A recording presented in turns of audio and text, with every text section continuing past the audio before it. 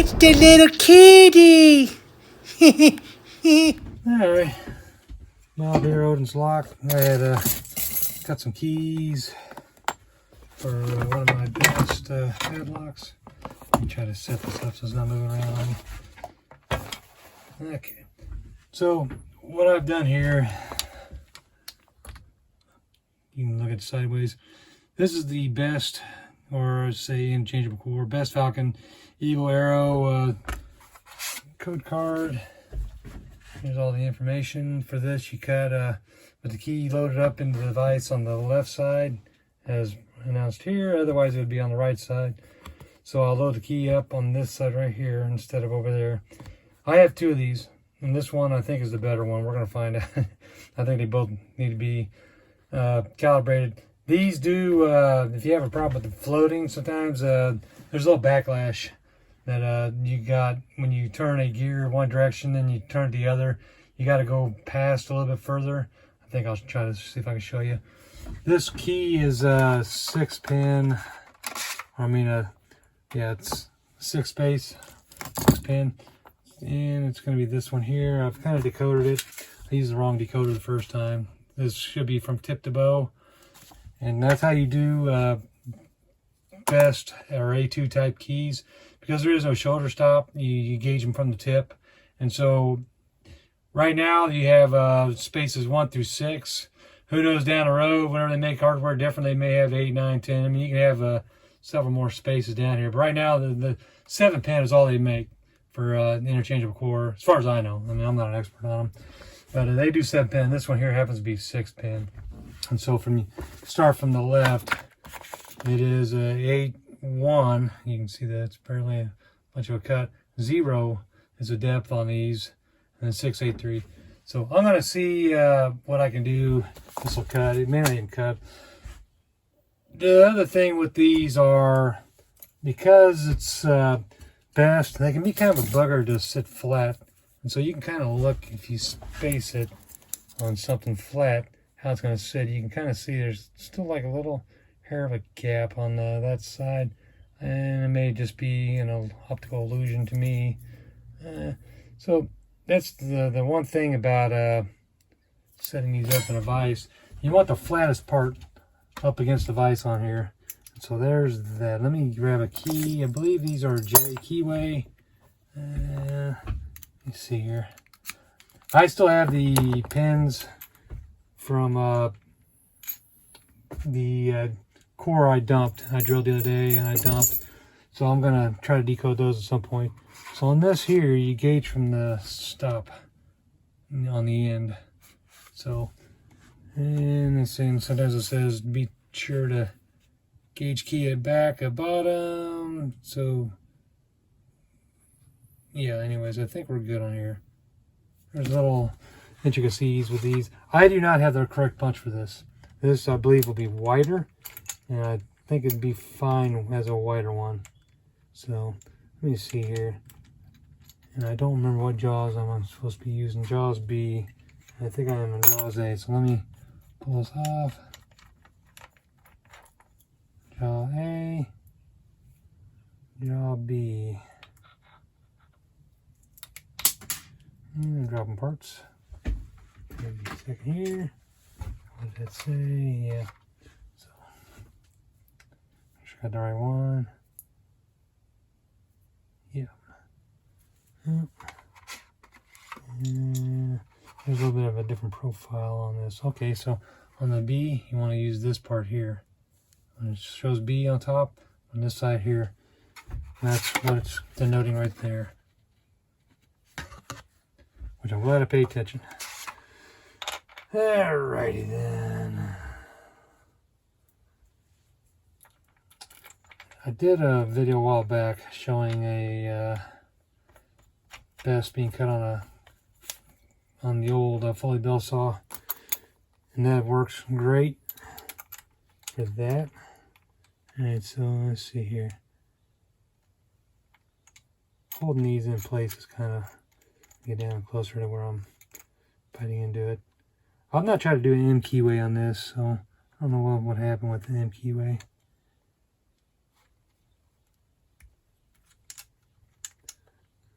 Alright, so just gotta make sure it's all up against that. Let me pull this out. That's the secret sauce right there.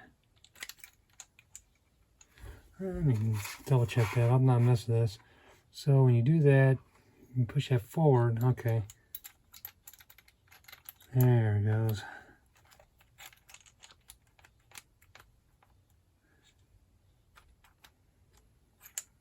It does not. Ah, I see. There's a stop right there. What I was going off of. And that can rock on you. Not careful.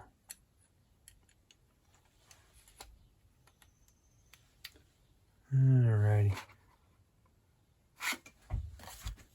Yeah, I've not got a key on this. Okay, there's a little spot right here on this. You can see this. There's a particular little nub, like what you see right there. You see that on there. Alright, so good now. I've not missed this much. So push that in until it's in. There, that's it. Yeah, if anyone else has messed with this type on here, let me know. Be interested to know. So, one. And I'm just going to go right in the center of the cut on this.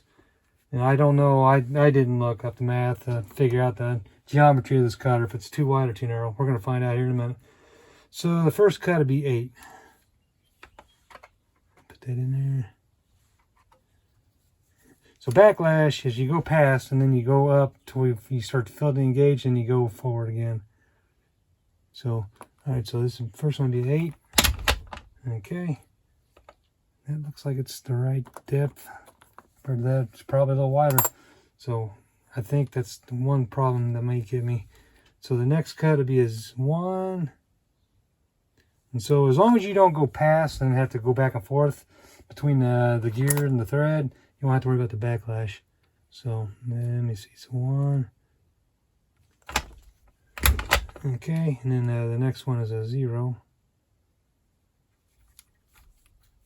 This machine actually does feel a little more accurate than the other one. Okay, and then a 6.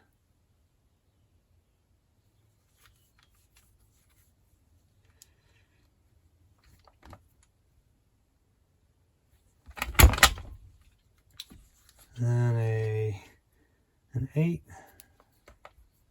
So I go back and then I let it catch up on the needle. And then a 3. And we'll see. I've never cut a best on this. So we shall see. Alright. Perfect. Perfect. Alright. So that's cutting a best with this. And making sure that you have this tip stop on the other side here. Right there. Up against the bottom portion. Let me grab a pin. I can show you. Up against this piece right here. And so I didn't use the right cutter. I used the PCH 1014 cutter. This actually calls for the PCH 14. So good. So that works. It works good. Nice and smooth. Almost smoother than the original. Alrighty. Yep. About the same. There is not a hiccup or nothing. It is perfect. Right on the money. Okay. So let me see what the difference was with that cutter. Yeah, that is definitely a wider cut, which didn't necessarily hurt. You can see the one I did shows a J. Definitely a wider cut, which doesn't hurt, you know, as long as you don't eat in. That's why they have that max adjacent cut specification. If you have too wide a cut, you eat out part of the next cut next to it. So, all right, so that's perfect. So let me set up and we'll go ahead and do one on the framing. Or not, well, I'll do the framing last. I'm going to go ahead and set up and I will do another key on the HPC 1200. Just wanted to mention real quick before I move on to the next machine. My other HPC cutter, it's the HPC PCH punch machine, has a different type of handle. It actually has the PCH 14 cutter in it, which that may be the problem I've been having with some of the keys working for this. It's not working as good, so Anyways, it looks like a narrower cut. I've been having problems with this. So PCH, see, I got two cards sitting in this one.